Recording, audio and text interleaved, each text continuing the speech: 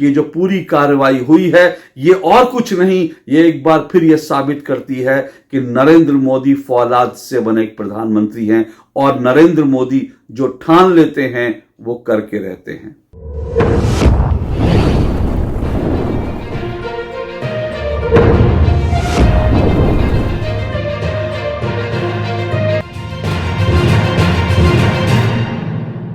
एक कहावत है ना, बकरे की अम्मा कब तक खैर मनाएगी।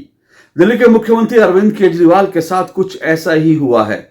लगातार 9 बार से वो ईडी को छका रहे थे।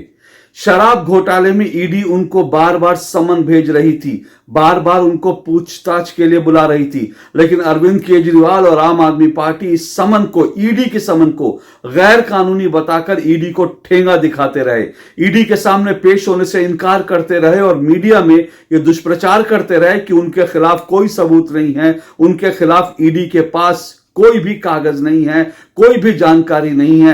लेकिन नरेंद्र मोदी उन्हें सिर्फ फंसाने के लिए नरेंद्र मोदी ने ईडी को अरविंद केजरीवाल के पीछे लगा दिया है। नरेंद्र मोदी दरअसल आम आदमी पार्टी को खत्म करना चाहते हैं। नरेंद्र मोदी अरविंद केजरीवाल से डरते हैं, इसलिए ईडी को अरविंद केजरीवाल के पीछे लगा दिया है और लगातार 9 समन ईडी के ठुकराने के बाद आखिरकार अरविंद केजरीवाल ईडी के हत्थे चढ़ गए और ईडी ने उन्हें घर में घुसकर गिरफ्तार कर लिया। यह अपने आप में राजनीतिक भूचाल लाने जैसी खबर है और अगले कुछ दिनों में देश में राजनीतिक भूचाल आएगा, इसमें कोई दो राय नहीं। इस पूरी खबर के ऊपर, इस गिरफ्तारी के ऊपर आम आदमी पार्टी और इंडिया अलायंस के तमाम नेता खूब शोर मचाएंगे, खूब हल्ला मचाएंगे। वो कहेंगे लोकतंत्र खत्म हो गया, डेमोक्रेसी खत्म हो गई। लेकिन आप यकीन करिए कि ये जो पूरी कार्रवाई हुई है ये और कुछ नहीं, ये एक बार फिर ये साबित करती है कि नरेंद्र मोदी फौलाद से बने एक प्रधानमंत्री हैं और नरेंद्र मोदी जो ठान लेते हैं वो करके रहते हैं। ऐसा मैं इसलिए कह रहा हूं क्योंकि बीते 2 महीनों में ईडी ने देश के 2 ताकतवर मुख्यमंत्रियों को गिरफ्तार कर लिया है और इसमें पहले मुख्यमंत्री हेमंत सोरेन, जैसा कि आप जानते हैं झारखंड के मुख्यमंत्री हेमंत सोरेन, और दूसरे मुख्यमंत्री अरविंद केजरीवाल हैं। इससे पहले, आज से पहले भारत के इतिहास में, भारत के राजनीतिक इतिहास में कभी ऐसा नहीं हुआ कि 2 पावरफुल मुख्यमंत्रियों को भ्रष्टाचार के आरोप में जेल जाना पड़े। इससे पहले सिर्फ लालू यादव का उदाहरण हमारे सामने है। लालू यादव जो कि बिहार के मुख्यमंत्री थे और उनको चारा घोटाले के मामले में जेल जाना पड़ा था। हालांकि लालू यादव की जब गिरफ्तारी हुई थी, उसकी गिरफ्तारी से, अपनी गिरफ्तारी से पहले लालू यादव ने बचने की बहुत कोशिश की थी और जब लालू यादव को यह लगने लगा था, जब उनको भरोसा हो गया था कि अब वो बच नहीं सकते, तो साल 1997 में उन्होंने अपनी पत्नी राबड़ी देवी को बिहार का मुख्यमंत्री बना दिया था और फिर उसके बाद उनको जेल जाना पड़ा था। लालू यादव के जेल जाने की कहानी भी बड़ी ही दिलचस्प है। सीबीआई जब दरअसल लालू यादव को गिरफ्तार करना चाहती थी तो सीबीआई को इस बात की आशंका थी कि बिहार में बवाल हो सकता है। सीबीआई को यह लगता था कि आरजेडी, लालू यादव के समर्थक बिहार में किसी भी हद तक जा सकते हैं, लेकिन उनकी गिरफ्तारी, लालू यादव की गिरफ्तारी नहीं होने देंगे। इसलिए गिरफ्तारी से पहले सीबीआई ने बाकायदा सेना की मदद मांगी थी, सेना को अलर्ट कर दिया था कि हम इतनी बड़ी कार्रवाई करने जा रहे हैं। सेना अलर्ट पे थी, तब जाकर सीबीआई ने लालू यादव को गिरफ्तार किया था। तो ये लालू यादव, एक मुख्यमंत्री को गिरफ्तार करने के लिए सीबीआई को सेना की मदद लेनी पड़ी थी। लेकिन दूसरी तरफ नरेंद्र मोदी इस तरह से सरकार चला रहे हैं कि देखते ही देखते भ्रष्टाचार के मामले में 2 ताकतवर मुख्यमंत्री ईडी की गिरफ्त में आ चुके हैं और देश में इसको लेकर किसी को कोई आपत्ति नहीं हुई। जब मैं ये कह रहा हूं आपत्ति नहीं हुई, तो आपत्ति तो हुई, ऐसा नहीं कि देश में किसी को कोई आपत्ति नहीं हुई। कांग्रेस के लोग, इंडिया अलायंस के लोग, झारखंड मुक्ति मोर्चा के लोग बहुत परेशान हैं। वो लगातार जो है ये नैरेटिव बना रहे हैं कि देश में डेमोक्रेसी की हत्या हो गई, लोकतंत्र नहीं बचा, विपक्ष के नेताओं को जानबूझकर बिना किसी कारण के जेल की सलाखों में डाला जा रहा है, के पीछे डाला जा रहा है। लेकिन क्या वास्तव में ऐसा है? अब आप अरविंद केजरीवाल और हेमंत सोरेन दोनों के उदाहरण उठाकर देख लीजिए। ईडी ने दोनों ही नेताओं को एक नहीं 10-10 समन किए, 10-10 समन किए, उसके बाद जाकर ईडी ने इनको गिरफ्तार किया। दोनों ही मुख्यमंत्री, चाहे हेमंत सोरेन हो या अरविंद केजरीवाल हो, दोनों में यह कॉमन बात रही है, दोनों ईडी के समन को ठुकराते रहे। दोनों की गिरफ्तारी के लिए ईडी के पास पुख्ता सबूत थे, ईडी की पूरी तैयारी थी, लेकिन दोनों ही नेता अपने आप को फन्ने खां बन रहे थे। दोनों ही नेता ईडी को ठेंगा दिखा रहे थे। 10 समन हेमंत सोरेन को भेजे गए, 9 समन जो हैं वो अरविंद केजरीवाल को भेजे गए, लेकिन दोनों नेताओं ने पेश होने से मना कर दिया। 10 समन के बाद हेमंत सोरेन को गिरफ्तार कर लिया गया और 9 समन देने के बाद 10वें समन के साथ अरविंद केजरीवाल को भी ईडी ने गिरफ्तार कर लिया। अब यह कहा जा रहा है कि भाई ईडी ने जिस तरह से अरविंद केजरीवाल को गिरफ्तार किया है वो बड़ा अलोकतांत्रिक है, बड़े गलत तरीके से है, रात के अंधेरे में घुसकर ईडी ने ऐसे उठा लिया, चुनाव के बीच उठा लिया। तो उसका सबसे बड़ा जो है इस पूरे मामले में सबसे बड़ी सवाल यह है कि भैया चुनाव तो आज हुए ना, ईडी तो लगभग 2 महीने से अरविंद केजरीवाल को कह रही थी कि आपको हम समन भेज रहे हैं, आइए हमें आपसे कुछ सवाल पूछने हैं। लेकिन अरविंद केजरीवाल कभी कहते कि मैं विपश्यना पे जा रहा हूं, कभी वो कह रहे थे वो चुनाव प्रचार कर रहे हैं, कभी उन्होंने कुछ कहा, कभी कुछ कहा, और उन्होंने सीधे सीधे कहा कि ईडी के तमाम जो नोटिस हैं, तमाम जो समन है वो गैर कानूनी है। लेकिन अदालत में ये बात वो साबित नहीं कर पाए कि ईडी के समन गैर कानूनी है। तो आप अपने घर में बैठ के भले ही कितना चिल्लाते रहें, उससे बात नहीं बनती। आपको अदालत में जाकर यह साबित करना पड़ेगा कि ईडी के समन गैर कानूनी है, और अदालत में जाकर अरविंद केजरीवाल ये साबित नहीं कर पाए कि ईडी के समन गैर कानूनी है, और ईडी अदालत में जज साहब को यह यकीन दिलाने में कामयाब रही कि अरविंद केजरीवाल के खिलाफ ईडी के पास कुछ पुख्ता सबूत है। दरअसल उनकी गिरफ्तारी से पहले, दरअसल अरविंद केजरीवाल को जब 9 समन दिए जा चुके थे, तो उसके बाद जो है जब ईडी अपनी तमाम तैयारियों में थी, ईडी 10वां समन जो है पेश करने वाली थी, उससे पहले ये मामला पूरा जो है हाई कोर्ट पहुंच गया। और अरविंद केजरीवाल हाई कोर्ट में जाकर उन्होंने ईडी की तमाम कार्रवाई को, तमाम ईडी के एक्शन को उन्होंने बाकायदा चुनौती दी, और साथ साथ उन्होंने अदालत में जाकर यह कहा कि अब वो ईडी के सामने पेश होने के लिए तैयार हैं, लेकिन उन्हें गिरफ्तारी जो है उससे छूट दी जाए, राहत दी जाए, उनको गिरफ्तार न किया जाए। अब आप सोचिए कि यही अरविंद केजरीवाल कुछ दिन पहले तो कह रहे थे मैं भगत सिंह हूं और मुझे गिरफ्तारी से डर नहीं लगता, अरविंद केजरीवाल किसी से नहीं डरते, लेकिन वही अरविंद केजरीवाल जाकर कोर्ट में ये कहते हैं, हाई कोर्ट में जाकर ये कहते हैं कि वो ईडी के सवालों का जवाब देने के लिए तो तैयार हैं, लेकिन उनको गिरफ्तारी से बचाया जाए, उनकी गिरफ्तारी न की जाए। लेकिन जब यह मामला हाई कोर्ट में था तो बाकायदा ईडी के वकीलों ने जज साहब को कुछ फाइलें दिखाई, कुछ दस्तावेज दिखाए और कहा कि हमारे पास ये सारे सबूत हैं, ये सारे दस्तावेज हैं।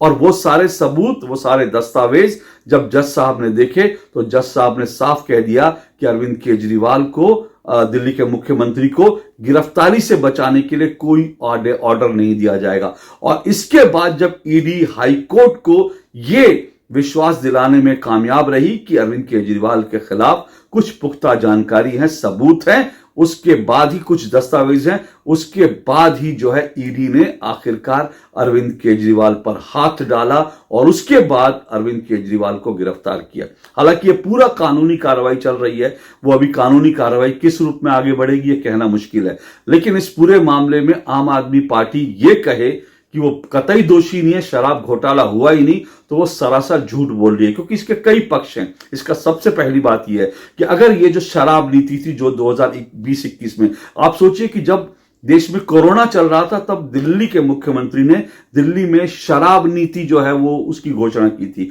और इस शराब नीति के तहत दिल्ली में जगह जगह ठेके खोल दिए गए थे और एक के ऊपर एक शराब मुफ्त मिल रही थी। सोचिए, जो लोग ये कहने आए थे वो राजनीति बदलने आए हैं, जो देश में जो है एक अच्छी तरह की नई संस्कृति शुरू करने आए थे, राजनीतिक नई संस्कृति शुरू करने आए थे, जो शिक्षा की बात करते थे, उन्होंने गली गली में ठेके खुलवा दिए और एक के साथ एक शराब की बोतल मुफ्त देनी शुरू करी। तो ये शराब नीति में कई तरह के झोल थे, और इसीलिए जब शराब नीति को चैलेंज किया गया, इसके खिलाफ जैसी जांच शुरू हुई, अरविंद केजरीवाल और आम आदमी पार्टी ने शराब नीति वापस ले ली। और उसके बाद ये जो पूरा मामला है, जो उनकी गिरफ्तारी हुई है, इस पूरे मामले में दरअसल के कविता जो टीआरएस के नेता, जो दरअसल तेलंगाना के मुख्यमंत्री थे, के चंद्रशेखर राव की जो बेटी हैं के कविता के साथ जो है मिलीभगत की बात सामने आई है। के कविता, अरविंद केजरीवाल, मनीष सिसोदिया, इन सब ने जो है दक्षिण में एक शराब माफिया को, शराब का कार्टेल के साथ मिलकर के जो है खूब पैसा बनाया और इसमें अरविंद केजरीवाल और उनकी पार्टी को 100 करोड़ रुपए मिले हैं। इसलिए ये सारे दस्तावेज और के कविता की गिरफ्तारी के बाद जो है कुछ उनके बयान भी हैं जिसमें के कविता ने और उनके करीबी लोगों ने माना है कि जो पूरी शराब को लेकर ये जो पूरी दक्षिण की जो पूरा कार्टेल था, इसके साथ जब मीटिंग हो रही थी तो इसमें अरविंद केजरीवाल थे, इसमें मनीष सिसोदिया थे और जो कुछ हुआ इन लोगों की रजामंदी से हुआ और इसमें आम आदमी पार्टी को 100 करोड़ रुपया दिया गया। अब अरविंद केजरीवाल, आम आदमी पार्टी कहते हैं कि हमें एक भी पैसा नहीं मिला। फिर कैसा घोटाला है? कोई घोटाला नहीं, क्योंकि एक पैसा नहीं मिला, एक पैसे का मनी ट्रेल नहीं मिला। अब ये बात भी अरविंद केजरीवाल और आम आदमी पार्टी सरासर झूठ बोलते हैं। देखिए, ये पैसा जो है, इसका पैसा जरूर नहीं मिला होगा। ये 100 करोड़ रुपया जो है वो नहीं मिला। वो क्यों नहीं मिला वो मैं बताता हूं। लेकिन कोर्ट में, सुप्रीम कोर्ट ने ये बात मानी है कि इसमें मनी ट्रेल दिख रहा है, यानी पैसा एक जगह से आया, एक जगह पे जा रहा है, ये साफ दिख रहा है। ये सुप्रीम कोर्ट ने माना है बाकायदा। और अब सवाल ये कि पैसा गया कहां? तो ये सारा पैसा गोवा के चुनाव में खर्च हो चुका है। जब गोवा में विधानसभा के चुनाव थे तो अरविंद केजरीवाल और आम आदमी पार्टी ने यह सारा पैसा दरअसल गोवा में चुनाव जीतने पर लगा दिया। और इस तरह से गोवा में जिन लोगों ने बाकायदा प्रचार का काम किया, जिन्होंने पोस्टर छापे, पोस्टर लगवाए, बड़े बड़े बैनर अरविंद केजरीवाल के लगे, उनकी पार्टी के लगे, वो सारे लोग जो है, वो सारी कंपनियां, उन्होंने इस बात को स्वीकार किया है कि उनको कहां कहां से पैसा मिला। तो वो मनी ट्रेल तो है, पैसा तो चुनाव में खर्च हो गया, पैसा तो उड़ा दिया गया, क्योंकि गोवा में जो है अपनी सरकार बनानी थी, वहां पर जो है खूब प्रचार करना था, पैसा तो वहां खर्च हो गया, लेकिन मनी ट्रेल साफ तौर पर है। तो ये सारे सबूत जो है अरविंद केजरीवाल के खिलाफ जाते हैं। इसलिए अरविंद केजरीवाल भले ही कानूनी कार्रवाई में, अभी क्या होगा मैं नहीं कह सकता, लेकिन उनके लिए अभी बच पाना इतना आसान नहीं है। ये मत भूलिए कि इसी मामले में बाकायदा मनीष सिसोदिया पिछले 14 महीने से जेल में है। 1 साल से ज्यादा हो गया मनीष सिसोदिया जेल में है। उनको अब तक जो है बेल नहीं मिली है, जो इस बात का बड़ा एक प्रमाण है कि अगर इस मामले में कुछ भी नहीं होता तो मनीष सिसोदिया को इतने समय तक जेल में रखा नहीं जा सकता था।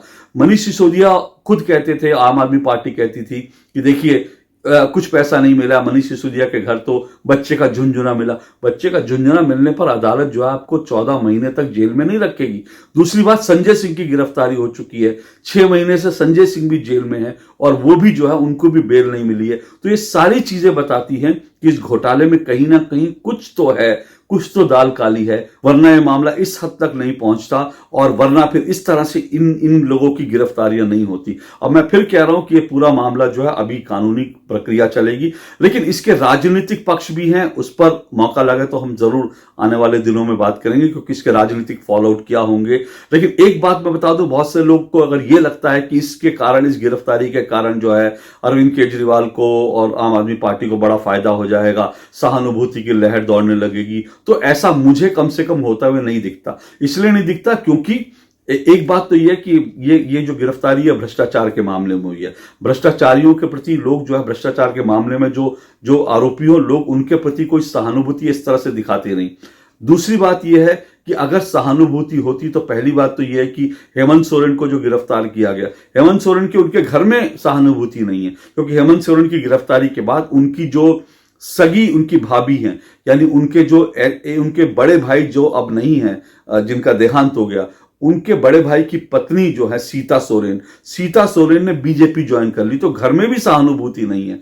अब अरविंद केजरीवाल कैसे सरकार चलाएंगे ये भी देखना दिलचस्प रहेगा, लेकिन सहानुभूति की बात है वो तो मैं फिलहाल नहीं मानता, लेकिन राजनीतिक फॉलोआउट क्या होंगे उस पर हम जरूर फिर बात करेंगे। लेकिन अंत में एक ही बात कह दूं, ये नरेंद्र मोदी जो है, ये वास्तव में जो है ये फौलाद के बने इंसान है, क्योंकि इस तरह से 2 मुख्यमंत्रियों को 2 महीने में गिरफ्तारी हो जाए तो ये अपने आप में ये बड़ी बात लगती है। और ईडी को लेकर बार बार ये कहा जाता है ईडी व्यर्थ की कार्रवाई कर रही है। तो आपकी जानकारी में बता दूं, ईडीआई 100 करोड़ रुपए की संपत्ति, 100 करोड़ रुपए से ज्यादा की संपत्ति जब्त कर चुकी है। आपने बाकायदा पश्चिम बंगाल में एक टीएमसी नेता के घर नोटों का पहाड़ देखा होगा, वो ईडी ने सफल कार्रवाई की थी। इस तरह से नोटों का पहाड़ आपने कभी नहीं देखा होगा नेताओं के घर से निकलते हुए। दूसरी तरफ और सिर्फ पहाड़, नोटों का पहाड़ नहीं निकला था, बल्कि बाथरूम के कमोड के अंदर सोने चांदी के जो है जेवरात छुपाए हुए थे, कमोड के अंदर। बात सोचिए, ये टीएमसी नेता कर रहे थे। दूसरी तरफ कांग्रेस के एक नेता के घर झारखंड में 300 करोड़ रुपए बरामद हुए। 300 करोड़ कैश कोई नहीं रखता, वो 300 करोड़ रुपए भी ईडी ने पकड़े थे। तो ईडी जो है 100 करोड़ रुपए से ज्यादा की संपत्ति पकड़ चुका है। तो इससे लगता है कि ईडी वास्तव में बहुत शानदार तरीके से काम कर रही है, बहुत जबरदस्त तरीके से काम कर रही है। और दूसरी बात, इसके पीछे नरेंद्र मोदी की कहीं ना कहीं इच्छा शक्ति है, क्योंकि अंत में एक ही बात मैं आपको याद दिलाता हूं। आप खुद सोचिए, आपको अगर मैं पीछे ले जाऊं, पलट के ले जाऊं, पिछले 10 साल पहले, 20 साल पहले, 25 साल पहले, हम सब जो है आप आपस में बात करते थे कि करप्शन तो बहुत है, लेकिन इस करप्शन में कोई बड़ा नेता नहीं पकड़ा जाता। हम ये तो देखते थे 100 रुपए की चोरी में, 1000 रुपए की चोरी में जो है वो आम आदमी जो है, छोटे छोटे चोर उचक्के, उनको जेल हो जाती थी, वो सलाखों में पहुंच जाते थे। लेकिन 100 करोड़ रुपए, 1000 करोड़ रुपए का घोटाला करने वाले नेता कभी पकड़ में नहीं आते थे। ये हम अक्सर बात करते थे कि भाई किसी की भी सरकार आ जाए, लेकिन बड़े नेता तो कभी जेल नहीं जा सकते। करप्शन के मामले बहुत होते हैं, लेकिन नेताओं को कभी जेल नहीं होती। ये हम सब आपस में बात करते थे। लेकिन आज देश पहली बार देख रहा है, बड़े बड़े नेताओं को जेल जाते देख रहा है, बड़े बड़े नेताओं के घर छापे पड़ते देख रहा है, बड़े बड़े नेताओं के घर से नोटों की गड्डियां निकलते देख रहा है, बड़े बड़े नेता जो हैं गिरफ्तार होते दिख रहे हैं। बड़े बड़े नेता, मनीष सिसोदिया जैसे बड़े बड़े नेता, संजय सिंह जैसे बड़े बड़े नेता 14-14 महीने से जेल की सलाखों के पीछे, उनको बेल नहीं मिल रही। ये सब कुछ जो बदलाव हुआ है, इसके लिए नरेंद्र मोदी जो हैं, इसके लिए उनको शाबाशी देनी चाहिए। ये कहना कि देश में डेमोक्रेसी खत्म हो गया, विपक्ष पर जो है प्रहार हो रहा है, ये सब जो है राजनीतिक शिगुफे हैं। सच तो ये है कि इस देश में करप्शन होता आया है, अब भी चल रहा है, लेकिन हम पहली बार देख रहे हैं नरेंद्र मोदी की इच्छा शक्ति के कारण, उनके साहस के कारण, उनके फौलादी इरादों के कारण हम पहली बार देख रहे हैं बड़े बड़े नेताओं को करप्शन के मामलों में जेल जानी पड़ रही है। और यह देश में एक बड़े बदलाव का संकेत है। आज के लिए इतना ही। नमस्कार।